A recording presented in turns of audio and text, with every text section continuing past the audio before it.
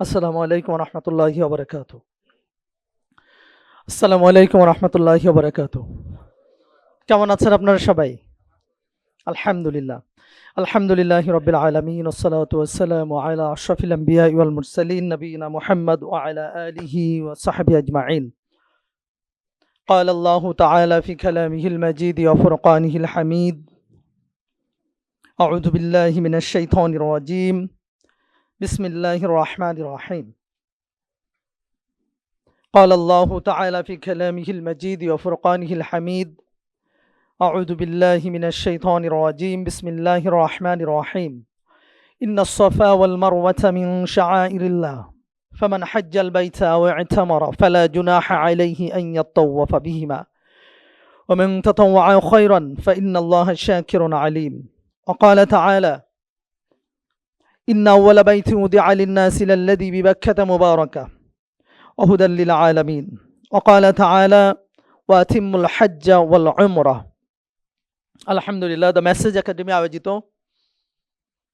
হজ বিষয়ক আলোচনা এবং প্রশিক্ষণ লাইভ হজের বা হজ প্রদর্শনের আজকের এই আয়োজনে সম্মানীয় অতিথিবৃন্দ, সম্মানীয় সঞ্চালক, যারা ইতিপূর্বে কথা বলেছেন, আমার সামনে উপবিষ্ট দুইউফুর রহমান, যারা এবছর আল্লাহর মেহমান হওয়ার জন্য এখনো পর্যন্ত আমরা এক চিন্তা করে আছি, আল্লাহর ফাইনাল কলের জন্য আমরা অপেক্ষা করে আছি, আমার সম্মানীয় মেহমান বৃন্দ, আসসালামু আলাইকুম রহমতুল্লাহি ওয়া বারাকাতুহু। আজ আমি বলবো যে বড় একটি আনন্দের দিন। আনন্দের দিন এই অর্থে যে বিশেষ করে বাংলাদেশের মানুষদের সারা জীবনে একবার স্বপ্ন থাকে আল্লাহর ঘরে যাওয়ার, তাই নয় কি? আমাদের যিনি আলোচনা করছিলেন বলছিলেন যে বেশি বয়স হয়ে যায়। বয়স হয়ে কেন যায়?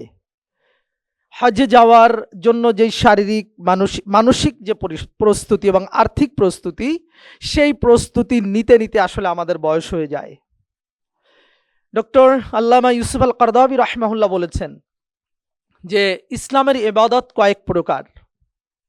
কিছু ইবাদত আছে খালি মুখ নাড়লেই হয়, কিছু ইবাদত আছে মুখ নাড়তে হয়, শারীরিক অ্যাক্টিভিটি করতে হয়, কিছু ইবাদত আছে শারীরিক অ্যাক্টিভিটি এবং প্রচুর অর্থ ব্যয় করতে হয়, কিছু ইবাদত আছে খালি মুখ বন্ধ করে রাখলেই হয়।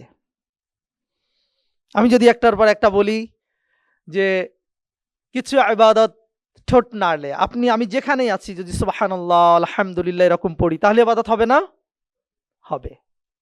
কিছু ইবাদত সালাতের মতো, ঠোঁট নাড়তে হবে, সেখানে আপ ডাউন করতে হবে, রুকু সিজদা করতে হবে।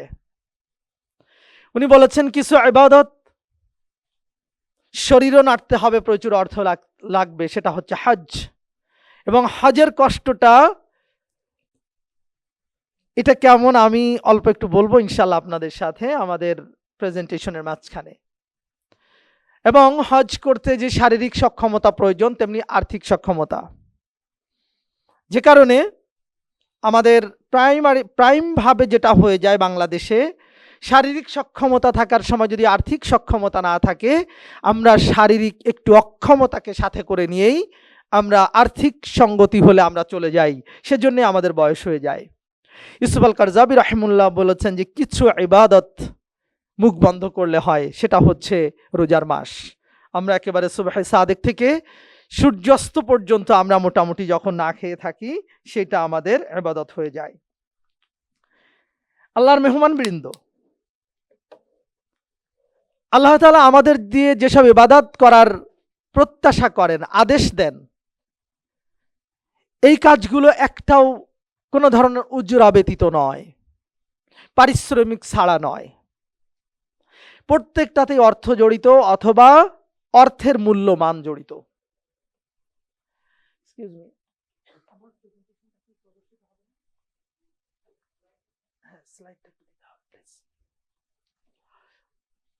তো আল্লাহ রাব্বুল আলামিন এমন কোন ইবাদত নেই যা আপনাকে আমাকে উজরা দেননি।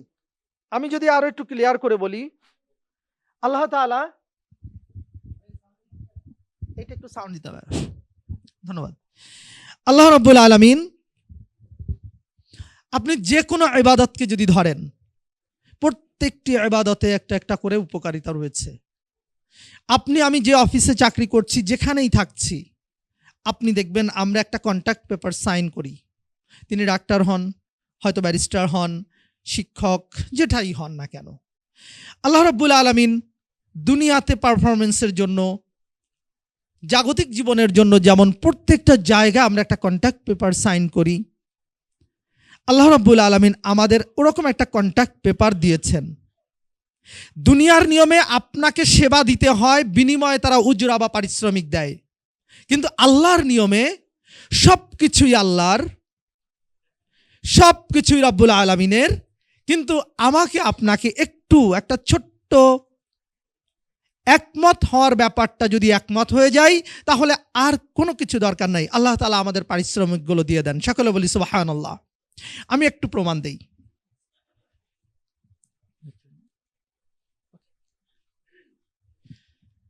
আপনি আমি, আল্লাহ তাআলা বলেছেন কালামে হাকিমে, ইন্নাল্লাহা ইশতারা মিনাল মুমিনিনা আনফুসাহুম ওয়া আমওয়ালাহুম বিআন্না লাহুমুল জান্নাহ। আমরা ম্যাক্সিমাম এই আয়াতটি জানি যে আল্লাহ তাআলা আমাদের মুমিনদের জান এবং মাল কিনে নিয়েছেন জান্নাতের বিনিময়ে। প্রিয় ভাই আমার, আমি যদি জিজ্ঞেস করি আমার প্রিয় বোনেরা, যে জানটা কার দেওয়া, আমাদের জীবনটা কার দেওয়া? আল্লাহর। সম্পদটা কে দিয়েছেন? আপনি আমি কি চাইলেই পারি পারপিচুয়ালি এটা আমাদের কাছে রাখতে? না, পারছি না। তাহলে জান আল্লাহ দিয়েছেন, মাল আল্লাহ দিয়েছেন। আল্লাহ বলছেন আমি এই আমার দেওয়া জান মালকে জান্নাতের বিনিময়ে কিনে নিলাম, তোমাদেরকে আমি জান্নাত দিব। এখানে রব্বুল আলামিনের লাভটা কি, আল্লাহর প্রফিটটা কি? আমার ভাই বোনেরা যদি কেউ শেয়ার করেন। শোনান, আমি একটু বলে রাখি, ইসলামী আলোচনা হলে কিন্তু ঘুম আসে, right? Why? All the angels are surrounded by this place. মানে ফেরেশতারা কিন্তু এই জায়গাটা কি করে রেখেছে? ঘিরে রেখেছে। They are actually discussing to the Allah almighty. Some peoples are seated in a place, they're discussing about you, Allah. So এই ঘুম আসবেই। তো এই ঘুমটাকে আমরা কি করব? ঠেকাতে হবে। আপনি আমি দুইফুর রহমান হব। সো আল্লাহর মেহমান হওয়ার জন্য কিছু কষ্ট করতে হবে। তার first step is you must মানে control your sleep. Okay, my request. তারপরেও ইনশাআল্লাহ, আল্লাহ ভরসা, দেখা যাক। তো অনেক সময় ঘুমটা এসে যেতে পারে, বা ঝিমানি, নো প্রবলেম। ইনশাআল্লাহ আমরা ইনশাআল্লাহ এটা কন্ট্রোল করব। সম্মানীয় ভাইরা, আমি একটা কোশ্চেন ছোট বলেছি যে all this things is from Allah Almighty. তো আল্লাহ কেন আমাদের ওয়াদা করলেন যে আমি তোমাকে জান্নাত দিয়ে দিব, বা জান্নাতের বিনিময়ে এটা কিনে নিব? এখানে মেসেজটা কি? কি কারণ? সবই আল্লাহর। আবার আল্লাহ জান্নাত দিবেন আমাদের কেন? আমরা কি দিলাম তাহলে আল্লাহকে? আল্লাহ রাব্বুল আলামিনকে আমরা তাহলে কি মানে প্রেজেন্ট করলাম? আমরা একটু বলি দেখি, এটা আপনারা জানবেন, কেউ একজন বললেই হয়। আমি একটু সহজ করে বলি।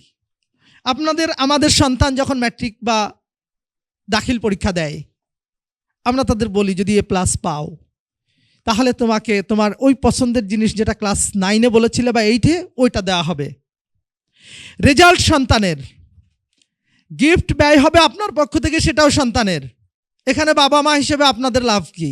আমাদের প্রফিটটা কি?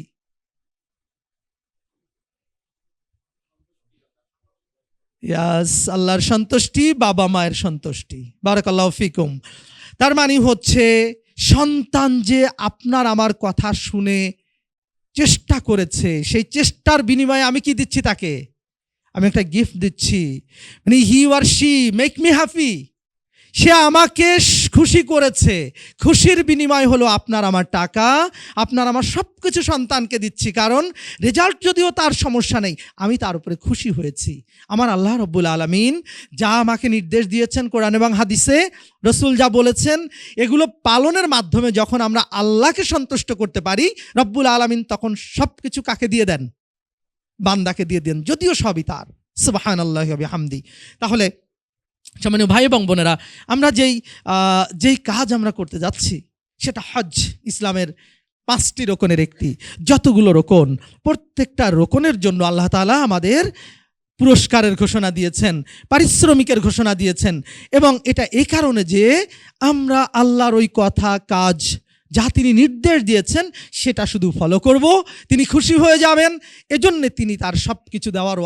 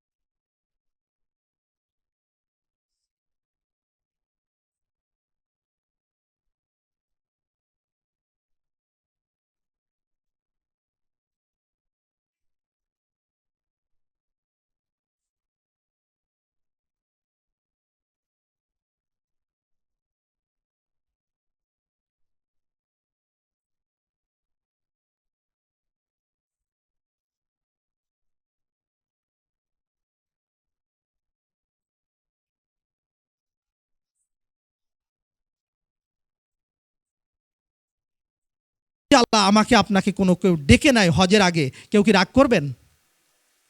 কেউ কি রাগ করবেন? কে আছেন যে আল্লাহ আমাকে আপনাকে হজের আগেই ডেকেছেন, অথচ আমি আপনি রাগ করব, অর্থাৎ আমার আপনার হয়তো মৃত্যু হয়ে যাবে? কেউ রাগ করবেন? আমার মনে হয় না। কারণ আমার সব কিছুর চাইতে মহান আল্লাহর রবের সাথে মিলিত হওয়াটা অনেক গুরুত্বপূর্ণ। আমরা রেডি আছি না? ইনশাল্লাহ রেডি আছি, বাট কোন সময় আসবে এটা আমরা জানি না। আমি পুরস্কার দিয়ে শুরু করেছিলাম, হজের পুরস্কার কি, এরপরে আমি একদম মেথডিক্যাল জায়গায় চলে যাব।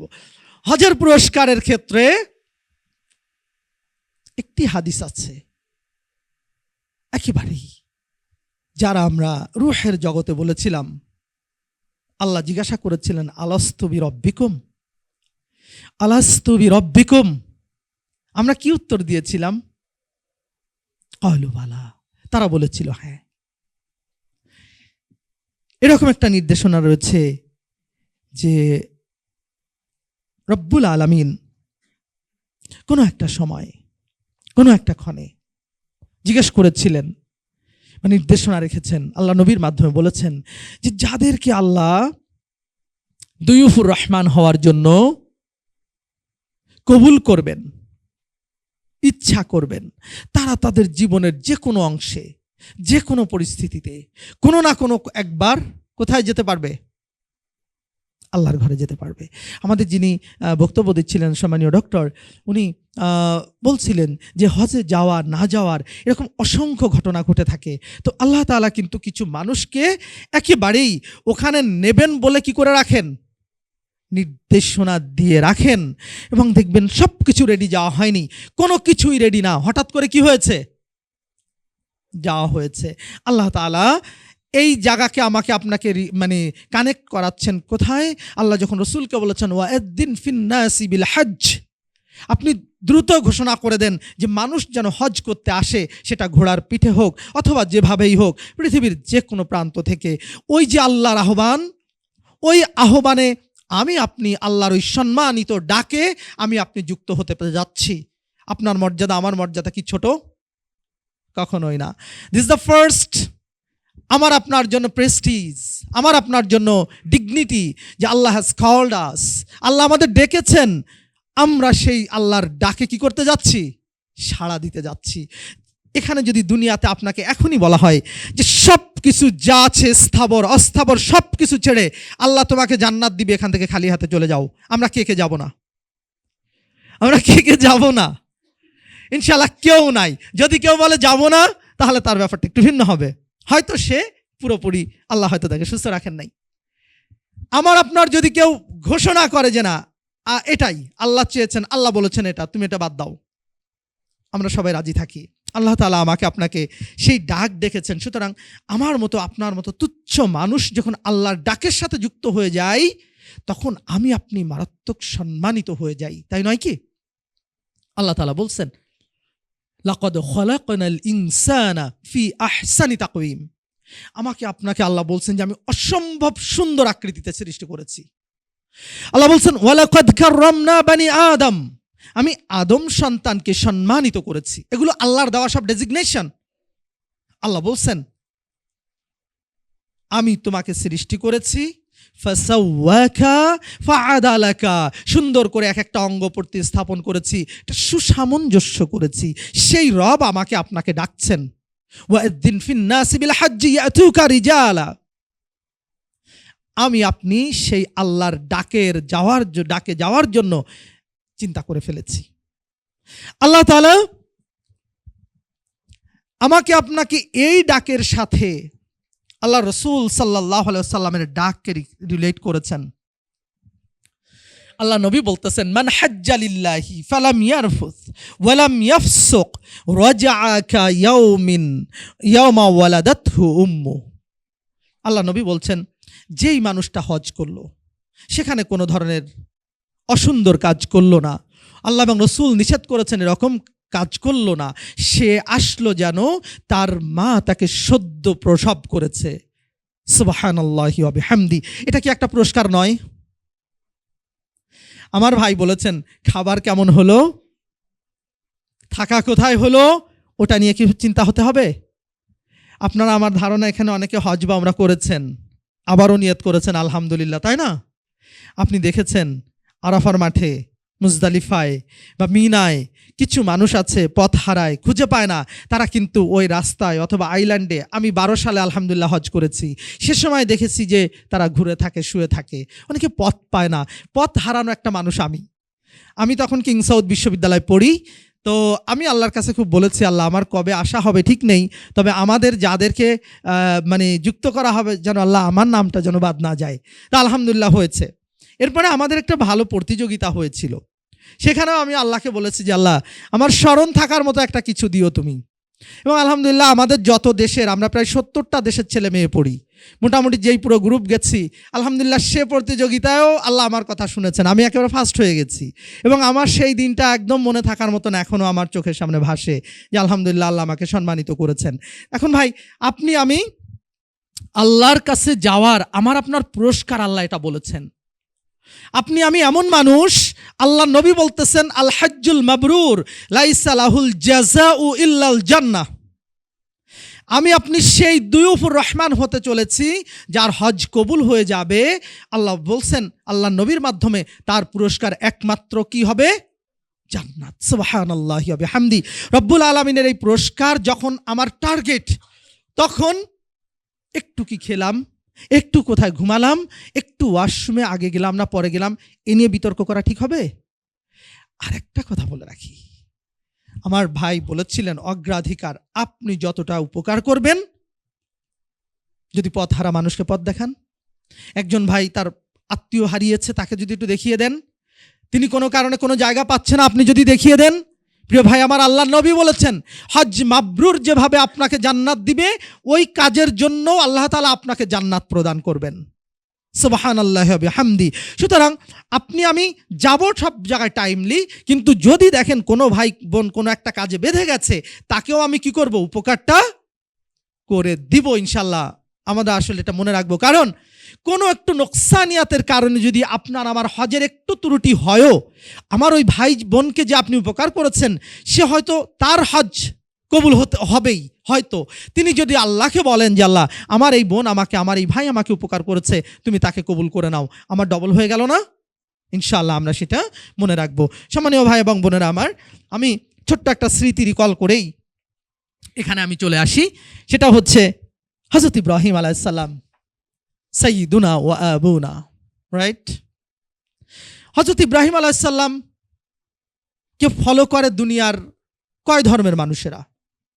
আমরা যদি একটু শেয়ার করি। ঐশ্বরিক সব ধর্মের, তাওরাত, জবুর, ইনজিল, কোরআন যারা আছে তারা, বিশেষ করে যেই ধর্মগুলো একেবারেই ঐশ্বরিক নয় তারা বাদে সকলেই ধন্যবাদ, ইব্রাহিম আলাইহিস সালামের দ্বারা মানে ইব্রাহিম আলাইহিস সালামকে সম্মান করে। সেই ইব্রাহিম আলাইহিস সালাম বড় কষ্ট করে তিনি ইসলামের কাজ করেছেন। একজন ডক্টর ভাই বলছিলেন যে ভ্রাতুষ্পুত্র ছাড়া তিনি কেউ সাথে ছিল না। ইব্রাহিম আলাইহিস সালাম সেই ব্যক্তি যাকে অনেকগুলো দেশ ভ্রমণ করে কাবায় আসতে হয়েছে। ইব্রাহিম আলাইহিস সালাম এমন ব্যক্তি যাকে আল্লাহ তাআলা সবচেয়ে প্রিয় প্রিয় জিনিস নিয়ে নেওয়ার পরীক্ষায় ফেলেছেন। ইব্রাহিম আলাইহিস সালাম এমন ব্যক্তি যে যাকে সকল ধর্মের মানুষ অনুসরণ করে। ইব্রাহিম আলাইহিস সালাম এমন মানুষ যিনি আল্লাহর কাছে দোয়া করেছেন, রব্বানা ওয়াবআস ফীহিম রাসূলাম মিনহুম ইয়াতলু আলাইহিম আয়াতিহি। এরকম রব্বানা ওয়াবআস ফীহিম রাসূলাম মিনহুম, হে আমার রব, তুমি এই কওমের ভেতরে এমন একজন নবীকে পাঠাও যে তোমার আয়াত তেলাওয়াত করবে, তোমার কথা বলবে। রাসূল আকরাম সাল্লাল্লাহু আলাইহি সাল্লাম হযরত ইব্রাহিম আলাইহিস সালামের এই দুয়ার মাধ্যমে কোন মানুষটা এসেছে আমরা একটু বলতে পারি? হযরত মুহাম্মদুর রাসূলুল্লাহ সাল্লাল্লাহু আলাইহি ওয়াসাল্লাম। ইব্রাহিম আলাইহিস সালামের কর্মকাণ্ডের মাঝে দীর্ঘ বুড়ো বয়সের সন্তান, সেই সন্তানকে নিয়ে আল্লাহ কাবার চত্বরে কাবায় তিনি পরীক্ষা নিয়েছেন। আপনি যখনই যাবেন ওই সাফা মারোয়া দৌড়াবেন, তখনই দেখবেন মনে হবে যে মা হাজেরার প্রত্যেকটা পায়ের ধ্বনি আপনি শুনছেন, রাইট? মা হাজেরা এখানে ওখানে উঠে তাকাচ্ছেন কোন দিকে কোনো মানুষ আছে কিনা। কেন? শিশু মারা যাচ্ছে, তাই নয় কি? সেই শিশু যাকে ইব্রাহিম আলাইহিস সালাম তেমন কোনো কথা না বলেই রেখে চলে গেলেন, তাই না? মা হাজেরা খালি জিজ্ঞাসা করেছিলেন এক পর্যায়ে যে আপনি কি আল্লাহর নির্দেশে রেখে যাচ্ছেন? তিনি কি বলেছিলেন? হ্যাঁ। তখন হযরত হাজেরা রাদিয়াল্লাহু আনহা আকাশে একটা লেখা দেখতে পেয়েছিলেন, তার ভাষ্য ছিল যে আল্লাহ আপনাকে কখনো কি করবেন না, শেষ করে দিবেন না। হযরত হাজেরা রাদিয়াল্লাহু আনহা আর দ্বিতীয় কোনো কথা বলেননি, থেকে গেলেন হযরত ইসমাঈল আলাইহিস সালাম। মা বিচলিত। আল্লাহর রহমতে দেখা গেল পায়ের আঘাতে পানি বের হচ্ছে। জুরহুম গোত্রের লোকেরা দূর থেকে দেখলো, ইয়ামেন থেকে আগত, যে অনেকগুলো পাখি নড়াচড়া করছে, উঠছে। আরব মেধা বড় শক্তিশালী মেধা, তারা অনেক কিছু দেখে অনেক কল্পনা করতে পারে। পাখি দেখে বুঝলো যে এখানে নিশ্চয়ই পানি আছে। মা হাজেরা শিশুপুত্র, পানি চলে যাচ্ছে, তিনি চেষ্টা করছেন পাথর টাথর দিয়ে একটু আটকানোর। গোত্রপ্রধান জুরহুম গোত্রের লোকেরা আসলো, বলল আমাদের তুমি থাকতে দেবে? বলে এক শর্তে থাকতে দিতে পারি, এখান থেকে চলে যাওয়া যাবে না। তারা শর্ত মানল। মানুষ তো মানুষ চায়, মানুষ ছাড়া মানুষ থাকতে পারে না। এই এক শর্তে ওখানে থেকে গেল তারা, এবং সেই থাকার মাধ্যমে এই অনারব, অসুন্দর আরব, তপ্তময় বালুকাময় আরব একেবারেই ফুলে ফলে সুশোভিত হয়ে গেল। আপনি যখন ওখানে হাঁটবেন, জমজমের পানি খাবেন, আপনার মনে পড়বে নিশ্চয়ই তখন যেটা সেই ৪,৫০০ বছর আগের মা হাজেরা শিশু ইসমাইলের পায়ের আঘাতে বের হওয়া পানি আপনি আমি খাচ্ছি, পান করছি, গায়ে মাখছি। মনে পড়বে না? ইনশাল্লাহ মনে পড়তেই হবে। এবং মা হাজেরার জন্য দোয়া হবে, হযরত ইসমাইল আলাইহিস সালামের দোয়া হবে। ইব্রাহিম আলাইহিস সালাম এত কিছুর ভিড়ে দোয়া করে গেলেন, রব্বানা ওয়াবআস ফীহিম রাসূলা। সেই রসুলকে আমরা পেয়েছি। সেই রসুলের দোয়া, ইব্রাহিমের দোয়ার মতো আপনি আমি কাবার গ্লাফ ধরে দোয়া করে আসবো, ইয়া আল্লাহ আমি তো ভালো হতে পারিনি, আমার ছেলে মেয়েদের ভেতর থেকে এরকম এমন একজন মানুষ বানাইও তুমি, যে যেন সারা দুনিয়ার অন্ধকারের ভেতরে কোরআনের মশালটা নিয়ে হেঁটে বেড়ায়। এই দোয়া করা যাবে না? ইনশাল্লাহ করতে হবে। কারণ আজকে যেই বয়সে আপনাদের, আমি বুঝি অল্প অল্প, যে আমাদের যেই ফিলিংস নিশ্চয়ই আপনার হয়তো 25-এ সেটা ছিল না। যেই মা বোন ভাইয়েরা বাবারা এসেছেন এখানে, যারা 50-55, তারা মনে হয় যেন ইস যদি 30-এ ফিরে যেতে পারতাম, আজকে যদি যে ইবাদত করি ওই সময় যদি করতাম, এরকম মনে হয় না ভাই বোনেরা? তা কি সম্ভব? আমাদের আরবিতে একটা প্রবাদ বলে, লাইতা শাবাবা ইয়াউদু, হায় আমার যৌবন বয়সটা যদি ফিরে আসতো। তা কি আসার? না, আসবে না। কিন্তু আমরা এই যৌবন বয়স না আসুক, এই যা সময় আছে প্রচণ্ডভাবে এটাকে আমরা মিনিংফুল করতে পারি। সেই মিনিংফুল করার একটা বড় অবারিত সুযোগ হচ্ছে আপনি আল্লাহর মেহমান হয়েছেন। আপনি ওখানে যে জীবনে যা হয়নি, যা অপূর্ণতা ছিল, যা পাওয়া যায়নি, আপনি প্রত্যেকটা আল্লাহকে বলে আসবেন। ফেরার পরে দেখবেন প্রত্যেকটাই কি হয়ে যাবে ইনশাআল্লাহ, আল্লাহ তাআলা দেয়া শুরু করবেন ইনশাআল্লাহ। এবং সবচাইতে বড় গিফট হবে আপনার কায়াউমিন ওয়ালাদাতহু উম্মুহু। আপনি আসবেন, আপনার একদম কোনো গুনাহ থাকবে না ইনশাআল্লাহ। সেইভাবেই আমরা ইনশাআল্লাহ নিয়াত করি, সেভাবেই যাব। আমার প্রেজেন্টেশনের ছোট ছোট কয়েকটা ইস্যু আপনাদের সবার মুখস্থ আছে, আমি সিরিয়াসলি জানি, কারণ যারা হজের নিয়াত করেছেন তারা কেউ বসে নেই। তারা সবাই যত যেখানে যা দোয়া আছে সব কি করার কথা, মুখস্থ করার চেষ্টা করার কথা। এবং আমরা একটু যাব ইনশাআল্লাহ সেখানে। আমাদের সময়ের একটু স্বল্পতা আছে, আমি বেশি না, আমি 9টা মানে বেশি নেই, হয়তো 5-7-10 মিনিট বা 15 মিনিট হায়েস্ট আমি একটু কথা বলবো ইনশাআল্লাহ। আমাদের হজের পরিচয় পরিচিতির জায়গা, বিধান এবং তাৎপর্য। হজ মানে আমরা সবাই জানি সংকল্প করা। আমরা এখানে দেখা যাচ্ছে যে আর্থিক ও দৈহিক ইবাদত একটু আগে আমরা বলেছি, ওকে।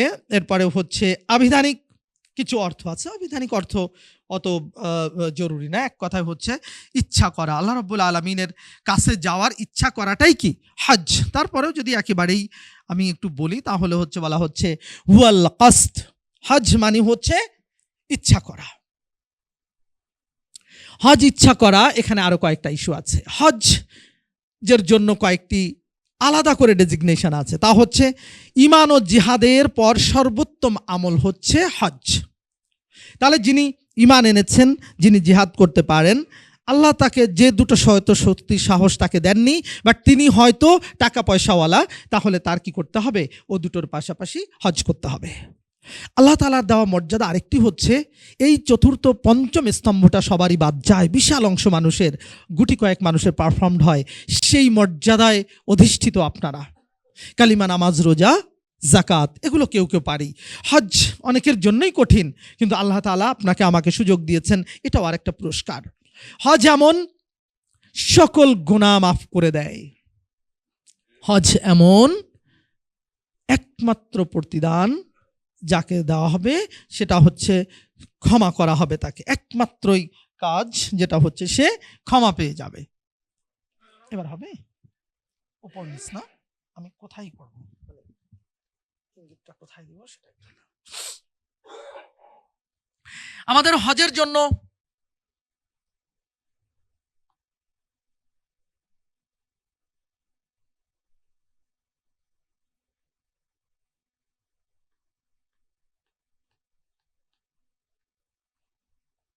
পরের স্লাইডটা আসতে হবে, দেখেন তো আসে নাকি।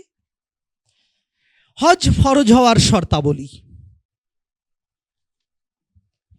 আমরা যারা হজ যাওয়ার নিয়াত করেছি তাদের কয়েকটা শর্ত, এটা আপনারা জেনে ফেলেছেন নিশ্চয়ই। 1 নম্বর হচ্ছে মুসলিম হওয়া, 2 হচ্ছে জ্ঞানবান হওয়া, 3 হচ্ছে বয়সপ্রাপ্ত হওয়া। এসছে, ওকে। আমরা এখানে একটু দেখি তাহলে। 4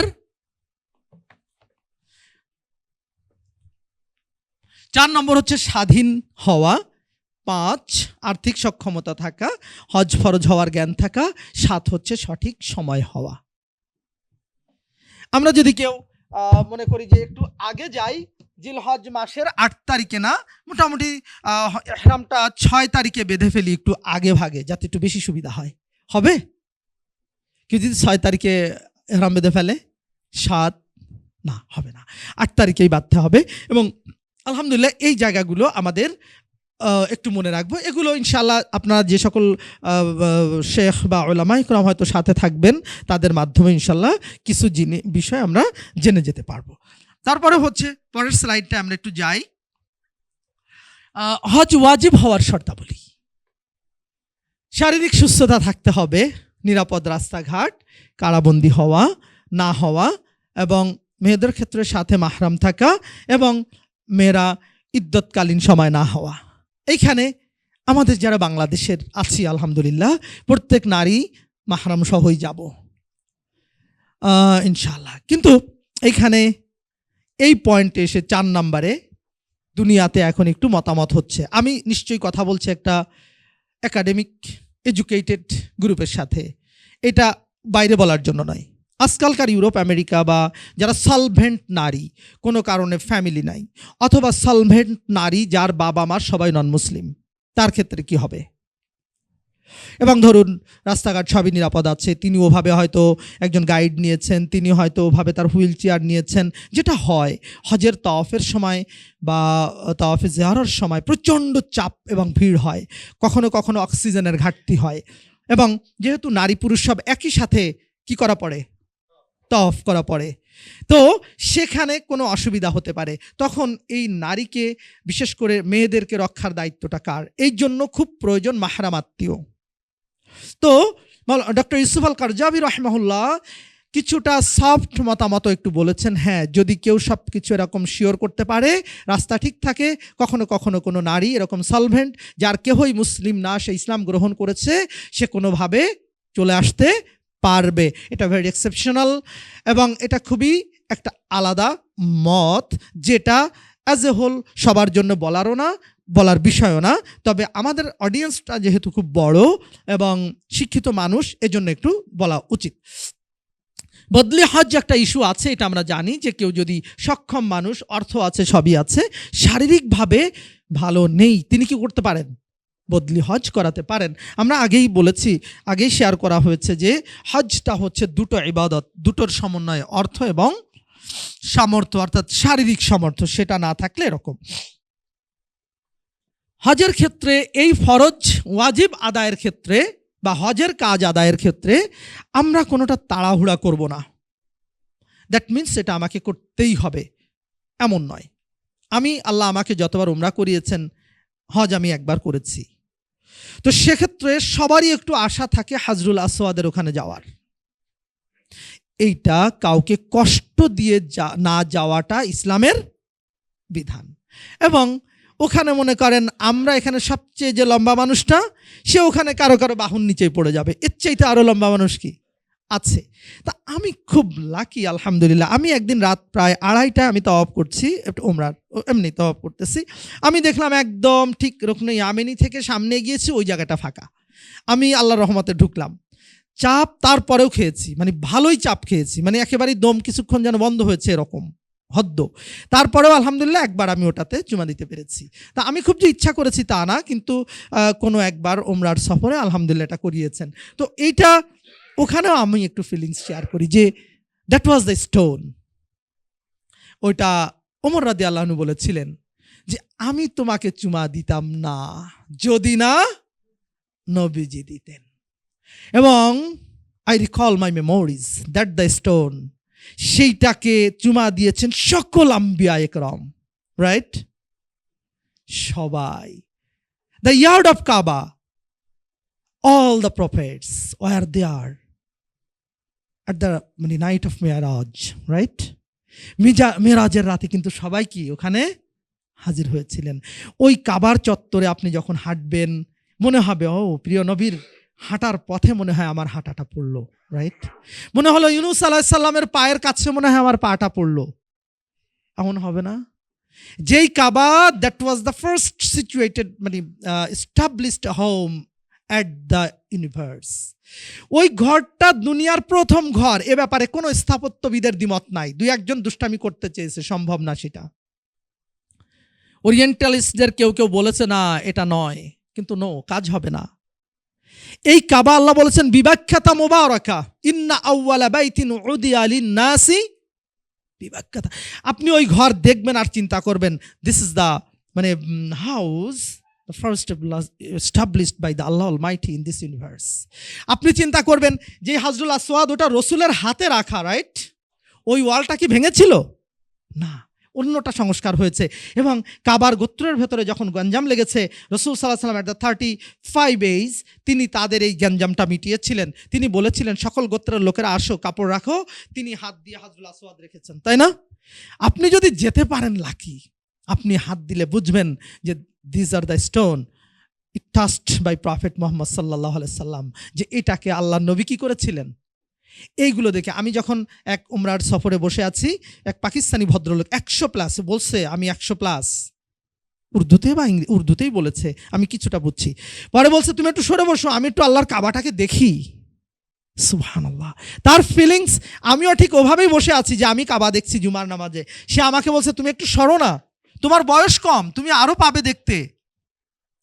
কখনো যদি দেখেন এরকম কোনো মানুষ, তাকে জায়গা করে দিবেন ইনশাল্লাহ। 100 বছরের মানুষ মানে কি, সে একেবারেই আল্লাহর কাছে মাকবুল, তার কোনো পাপ নাই, তার কোনো পাপ নাই। যে মানুষটা 60-70 হয়ে যে আল্লাহর পথে আছে, এই মানুষটার পাপ খুবই কম। এ যখন 90-তে পৌঁছায়, 100-তে পৌঁছায়, আল্লাহ বলেন তাকে কষ্ট দিতে আমার লজ্জা লাগে। সুবহানাল্লাহ। হজের ফরজ সবচাইতে ইম্পর্টেন্ট ইস্যু। 1 নম্বর হইল এটা ইনশাল্লাহ আমাদের বলবে বিমান ঘোষণা হবে আমাদের মিকাতের নাকি যে মুখস্থ মনে হয় ভুলনি, আমাদেরটা 5টা মিকাত আছে। তারপরে এগুলো খুবই রুটিন ওয়ার্ক, বাট ভুল করা যাবে না, খুব মনে রাখা লাগবে ইনশাল্লাহ। উকুফ বি আরাফা 9 তারিখে, এবং 3 নম্বর হচ্ছে তাওয়াফুজ জিয়ারা। যদি দেখেন, আমি একদম একটা মাসালা বলে রাখি, যে খুব কষ্ট হচ্ছে একদম ওই দিনই সব শেষ করার, তাহলে 10 থেকে 12, 10, 11, 12 এই 3টা টাইমের ভেতরে এই ফরজটা কি করা যাবে, আদায় করা যাবে। তবে আরাফার অবস্থান 9 তারিখে। আল্লাহর কাছে যা বলার, যা চাওয়ার, সেটা করতে হবে। হাদিসে এসছে আল হাজ্জু আরাফা, হজ মানেই হলো কি আরাফায় অবস্থান। আপনি এইবারে আমি চলেন তো আল্লাহ রসুলের কাছে একটু ফিরে যাই। The last সারমন of prophet Muhammad সাল্লাল্লাহু আলাইহি সাল্লাম, মনে পড়ে বিদায় হজের ভাষণ কি বলেছিলেন আল্লাহ নবী এখানে, কয় মিনিটের? The best statement which stated by prophet at the Arafah. Like আপনার আমার জ্ঞান গরিমা আছে, 63 বছর বয়স, একজন বাবা, খুব সুস্থ সবল, কিন্তু হঠাৎ করে মরে যাবেন। ছেলে মেয়েদেরকে ডাকলেন, বাবা আসো কিছু কথা শোনো। 93-তে যে লোকের কথা জড়াবে, 63-তে অত কথা জড়িয়ে যাবে না। 63 শেষ হজ নবী ডেকেছেন যে আসেন সবাই। তিনি বলেছেন আজকের এই দিন, এই মাস, এই সময় যেমন পবিত্র, প্রত্যেকটা মানুষের জান, মাল, ইজ্জত সেরকম পবিত্র। এভাবে আপনি যখন আরাফায় যাবেন, যাওয়ার আগে বিদায় হজের ভাষণটা একটু পড়ে যাবেন এবং নিজেকে নিশ্চিত করে যাবেন যে আরাফা থেকে আসার পরে আল্লাহর নবীর ওই ভাষণে যে যে নির্দেশ আছে, আমার শ্বাস জীবন থাকতে একটা নির্দেশও ভায়োলেশন করব না, পারা যাবে না ইনশাল্লাহ। আপনি যদি এটা নিশ্চিত হন, আল্লাহ আপনার হজকে কবুল করবেন, এটাও আপনি ইনশাল্লাহ নিশ্চিত হয়ে নেন। তার কিছু সিমটম থাকবে। যিনি ধরুন 45 বছর বয়স হয়েছে, বোনের হক ফাঁকি দিয়েছেন, প্রতিবেশীর হক ফাঁকি দিয়েছেন, আল্লাহর নবী আমরা যারা দিয়েছি, 12তে সব জায়গায় ওই বিদায় হজের ভাষণে বলেছে মানুষকে এটা করবা না। আমরা যেই নারী আমার ওয়াইফকে কষ্ট দিয়েছি, আমার ওয়াইফ যে হাজব্যান্ডকে কষ্ট দিয়েছি, আল্লাহর নবী সেটাও বলেছেন, they are committed partner each other. তাহলে সেই ভুলগুলো আমরা করব না। আরাফায় যে শুধু দোয়া করাও যেমন, তেমন হচ্ছে হজ কবুল করা, তেমন সেখান থেকে ফিরে এসে অসংখ্য কাজ করব না। নবীর ভাষণের আলোকে সেরকম একটা আজিমত, দৃঢ় সিদ্ধান্ত নিয়ে আসা, পারা যাবে না ইনশাল্লাহ। আমাদের একটু নেক্সট স্লাইডে আমরা যাই। হজের প্রকার। হজের প্রকারের ভেতরে 3 প্রকার না? ইফরাদ কে কে করার নিয়াত করেছেন ভাইয়া? এর পরের স্লাইডটা একটু। ইফরাদ কে কে করার নিয়াত করেছেন? কেউ নাই। তামাত্তু? তামাত্তু ইনশাল্লাহ সবাই। কিরান? ওকে, আমি আমার হজ করেছি, ইফরাদ হজ করেছি আমি, আলহামদুলিল্লাহ। আমরা কেন তামাত্তু? তামাত্তু মানে কি? আল মাতা, আল্লাহ বলছে না আদ দুনিয়া কুল্লুহা মাতা, মাতাউন তামাত্তাআ ইয়াতামাত্তাউ, মাতাআ ইয়ামতাউ। এটার মানে হলো কিছুটা মানে সুখ নেওয়া, মজা পাওয়া, ভালো লাগা, এরকম। তার মানে হচ্ছে আপনি একটানা কষ্ট করবেন না, হজ উমরা করবেন, তারপরে কিছুটা এহরাম ছেড়ে দিবেন। এহরাম ছাড়াটাই কি একটা ভালো লাগার ইস্যু, কারণ একটানা সাদা কাপড় একটানে পরে থাকা কষ্ট। আমার সবচেয়ে কষ্ট হতো মনে হয় যে আল্লাহ 3 দিন কিভাবে পরে থাকবো এই কাপড়। ওকে, তো মানে আপনি এহরাম মানে উমরা করবেন, গ্যাপ দিবেন, এহরাম ভেঙে ফেলবেন, তারপরে আবার এহরাম করে কি করবেন? হজের কাজ। কারণ কারণটা হচ্ছে কারনুন মানে শিং আরবিতে। গরুর শিং যেমন এটা এটা এক জায়গায় থাকে, এই মাথায় একটা এই পাশে একটা, তার মানে কি একই জায়গায় দুটো জিনিস। কেরান হইল এমন যে যারা একই এহরামে হজ এবং উমরা করবে, তা এটা ক্রান। আর ইফরাদ তো খালি একটাই নিয়াত, সেটা গেল। তো এভাবে ইনশাআল্লাহ আমরা, আপনারা যেহেতু তামাত্তু নিয়াত করেছেন আলহামদুলিল্লাহ, সেভাবেই যেখান থেকে আবার এহরাম করে নিতে হবে নেবেন। এই বিষয়গুলো আপনাদের সবই জানা আছে। আমরা সর্বশেষ দিকে যাব, আমার স্লাইডে হজের শিক্ষায় আমরা একটু চলে যাই। আমার ভাইয়ের একটু হেল্প করুন। এটা বলার পরে ইনশাআল্লাহ আর তেমন কোনো কাজ থাকবে না। আমি আগেই বলেছি যে হজ এমন একটা ইবাদত, আরও পরের স্লাইড, যে এর পারিশ্রমিক আল্লাহ এবং নবী আগেই ঘোষণা করেছেন। তার বড় পারিশ্রমিক হলো আপনি আমি সদ্য ভূমিষ্ঠ জাত সন্তানের মতো হয়ে যাব। আমার আপনার একমাত্র এটার উজরা, সেটা হচ্ছে কি বলেন? আমার একমাত্র পারিশ্রমিক কবুল হজের কি, সেটা জান্নাত। এবং এজন্যই আমরা ছুটে বেড়াচ্ছি। আমরা আরেকটু চলে যাই, হজের শিক্ষাতে চলে যাব একেবারে। এর আগে এটার আগেরটা একটু কাইন্ডলি দেন তো, আমার সময় শেষ, লাগবে না। এইটা কি নিয়ে আসবো আমরা দুইফুর রহমান হওয়ার পরে? আল্লাহর হাত থেকে আমার প্রাইজ কি হবে? কাবার চত্বর, জমজম কূপ, পানি, হাজরুল আসওয়াদ দেখে আসবো, আরাফা দেখে আসবো, এই সকল জায়গায় আম্বিয়া একরাম ঘুরেছেন। আমি কি নিয়ে আসবো ভাই? আমার নিয়ে আসা পূর্ণ আত্মসমর্পণ। আমি আগেই বলেছি, ওখান থেকে আসার পরে যেহেতু আল্লাহ আপনাকে কবুল করেছেন, দুনিয়ার কি আপনাকে ঠকায়? কেউ যদি আপনাকে উত্তরমুখী ফ্ল্যাট না দেয়, তা কি হয়েছে? আপনাকে আল্লাহ ফ্ল্যাট কোথায় দেবেন? কেউ যদি আপনাকে একটু জমি বঞ্চিত করে, আপনি কি করবেন? মারামারি করবেন না, আপনি ওই কাজ করেন না, কারণ ওই জমিন আল্লাহর কাছে অনেক আছে যা জান্নাতে আপনাকে দিবে। আপনি কমপ্লিটলি আত্মসমর্পণ করে এসেছেন, আল্লাহ সে অসংখ্য। আপনি খালি দোয়া করবেন যে আল্লাহকে হেদায়েত দিক। দেখবেন, আমি গতকাল, এটা সত্য মিথ্যা জানি না, ফেসবুকে একজন লিখছে, তার বোন লিখেছে যে আমার 3 ভাই যেন আমার জানা যায় না আসে। How the curse his or her earthly life. এই স্টেটমেন্ট যদি সত্য হয়ে থাকে, আল্লাহর আখেরাতে তার মাপ পাইতে বড় কঠিন হয়ে যাবে। কারণ হক্কুল ইবাদ আল্লাহ তাআলা কি করবেন না? শহীদদেরও ক্ষমা করবেন না। সো আমি কমপ্লিটলি আত্মসমর্পণ করে আসব সেই আরাফার ময়দানে, যেই আল্লাহ আমাকে কাবা দেখিয়েছেন, হজ করিয়েছেন, এত শক্তি দিয়েছেন। দুনিয়ার কি চাই আমি ভাই বোন? 2 হচ্ছে আরাম শৌখিনতা, এটা ত্যাগ এবং বিসর্জনের শিক্ষা আমরা আনবো। ধৈর্য এবং শৃঙ্খলা থাকবে, পরকালের স্মরণ থাকবে, উম্মার ঐক্য থাকবে।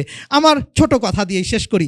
যারা হজ করে এসেছে 5 মিনিট কথা বলেছেন, এরকম কে কে ভাই আছেন? হজ বা উমরা করে এসেছে, তার সাথে আপনি 2-1 মিনিট কথা বলেছেন? আমি একটু হাত দেখতে চাই।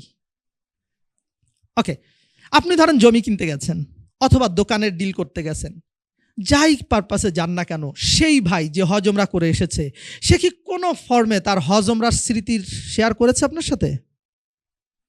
করেনি? আমি নিশ্চিত যে সে করেছে।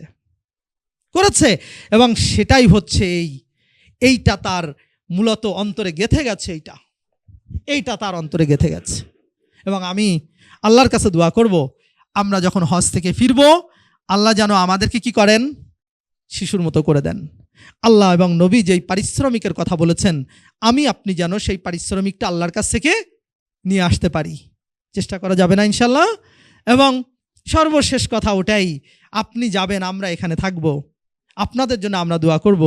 আপনারা ইনশাল্লাহ আরাফার ময়দানে, তাওয়াফের ক্ষেত্রে যত জায়গায় যাবেন, আপনি আল্লাহর কাছে যা চাবেন, আপনার এই মেট, এই ভাই, এই আয়োজক, আমাদের সন্তানাদি, আপনাদের সন্তানাদি, কারোর জন্য যেন আল্লাহর কাছে সবচাইতে বড়টা প্রত্যাশা করতে আমরা ভুল না করি। আশা করি আমরা মনে রাখবো। আল্লাহ রাব্বুল আলামিন সেই দিন, যেদিন আপনি শিশু সন্তানের মতো জান্নাতে সব পাবেন, অথবা আপনার হাজব্যান্ড ওয়াইফ, ভাই বোন যখন জান্নাতে গল্প করবেন, পিজি অডিটোরিয়ামে এরকম একটা আলোচনা হয়েছিল, সবাই আছে, যেই লোক বক্তব্য দিছিল সেই তো নাই, গেল কোথায়? হতে পারে আমি আমার আল্লাহর কাছে আমি হতে পারিনি, জাহান্নামে চলে গেছি, আল্লাহ মাফ করুন। তখন যেন আপনাদের আলোচনায় আমাদের নামগুলো একটু স্মরণ হয়। আল্লাহ নবী বলেছেন, যারা গল্প করতে করতে স্মরণ করবে আমাদের সেই ভাই গেল কোথায়, আল্লাহর নবী বলেছেন আল্লাহ রাব্বুল আলামিন সেই মানুষদের সম্মানে তাদেরকে জাহান্নাম থেকে জান্নাতে এনে দিবেন। আমরা সেই জান্নাতে একসাথে থাকবো। আল্লাহর কাছে সেই প্রত্যাশা রেখে আপনাদের কাছে দোয়া চেয়ে ভুলগুলো ক্ষমা চাই। আল্লাহ যেন যেগুলো ভালো আমাদের সকলকে পারিশ্রমিক দান করেন, সেই প্রত্যাশা রেখে আমি শেষ করলাম। আল্লাহ হাফিজ। আসসালামু আলাইকুম রহমতুল্লাহি তাআলা ওয়া বারাকাতুহু।